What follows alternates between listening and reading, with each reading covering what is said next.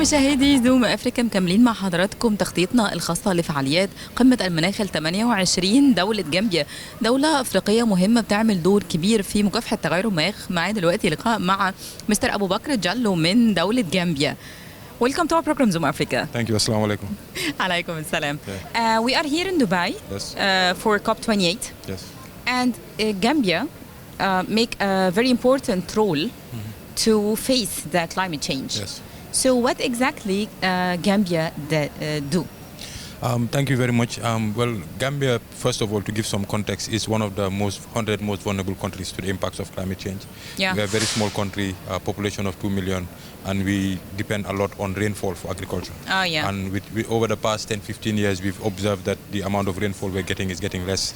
Our country is very low-lying as well, so we're at risk of coastal erosion through sea level rise, etc. And a lot of the population, almost 70%, depend on agriculture. Yes. So you can see that the impacts of climate change are very serious.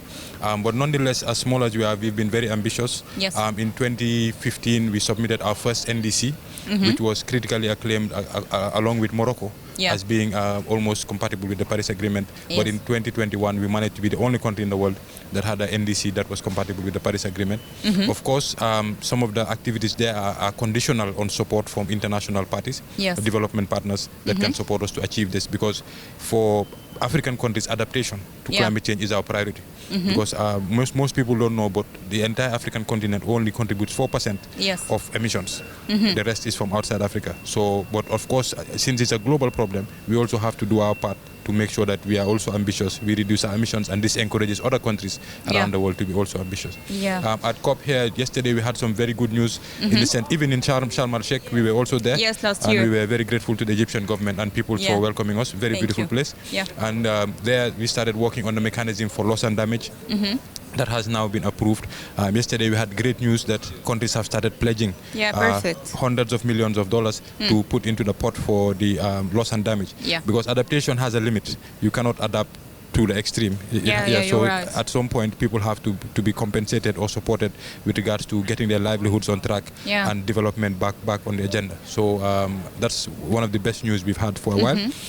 We're also looking to see how we can have, because this year we're looking at the global stocktake. What has been done so far, what emissions, which countries is being ambitious, what has been done, because we need to know with all the agreements we have, are people actually implementing it, and is it enough to achieve the 1.5 degree target. So the global stocktake this year will be looking at means of implementation, which includes finance. We'll be looking at adaptation as well as mitigation in detail.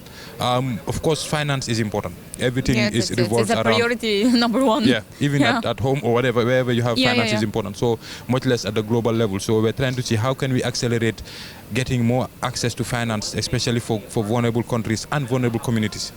So these are some of the areas that we've been working on. Yes.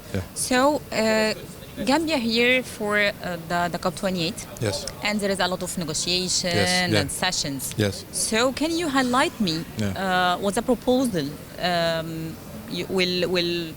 will you make it by in Gambia? the negotiation? Yes, in the negotiation. I think I'll start with finance. With finance, we've previously been promised 100 billion. And the countries that have promised this are sort of, I don't want to say backtracking, but that has been 15 years ago. A poor example again is the Ukraine war. They've already spent 100 billion on that in 1 year. So, and climate change is more important because it's everybody's problem. I think this should change from, rather than spending money on things that are destructive, but spending things on things that are creative. And so we're going to advocate for having more finance and to have a bigger ambitious level beyond that 100 million. But another thing is to define what is climate finance. A lot of countries tend to say, even if they give you, they support you to build a road, they say that's climate finance. Or a coffee shop. There was an example where a coffee shop was built in a country and they said that's climate finance. So it's become difficult to get what you actually need. So I think we need to be specific that this is what is covered by climate finance, and then now countries can be more accountable. And with regards to adaptation, because mitigation, we've always had targets. We had the NDC and etc. So, and always it's easier to get funding for mitigation. But now we're trying to have a target for adaptation. For each country and for the globe, for the world as well, so that we know that this is what we want to achieve with regards to adaptation, and we can work towards that gradually, so that we can achieve our goals. Capacity building is also important because, as you know, there are new mechanisms coming up, there are new methodologies, and we need to be able to understand and speak the same language, so that even access to this fund, like the loss and damage fund, how do we access that fund? Do we need to prepare a proposal? How do you apply? What criteria do we need? So all of this needs to be clearly outlined, and we need to have the capacity to be able to do this, because a lot of times we've seen other funds like the Green Climate Fund was created, but sometimes countries like the Gambia might not be able to benefit so much. Although as a country we've managed to get, I think, about 50-60 million from the Green, which we are grateful for, but it could be much more. So I think we'll be working around that. We have a very strong negotiation team. Some of our elderly negotiators have been part of the process since 1994. We have younger ones, middle ones like myself, and then we have even younger ones who we're trying to bring up to make sure that they get involved in various aspects of negotiation, so that we can continue, because the Gambia has a lot of respect when it comes to climate change, because we've been very ambitious. At some point we were also the chairperson of the LDC group through my former minister Pausman Jaju. So we want to keep that flag flying very high, because a lot of people look towards us to see what is Gambia doing and what can we do to emulate that. Okay, belong to the clean energy, green energy. There is a lot of projects in Gambia belong to the renewable energy. Yes, in fact, we have a Renewable Energy Act, which identifies a target of by 2030 to have 30% renewable, 15% solar, 15% wind. We are working towards that.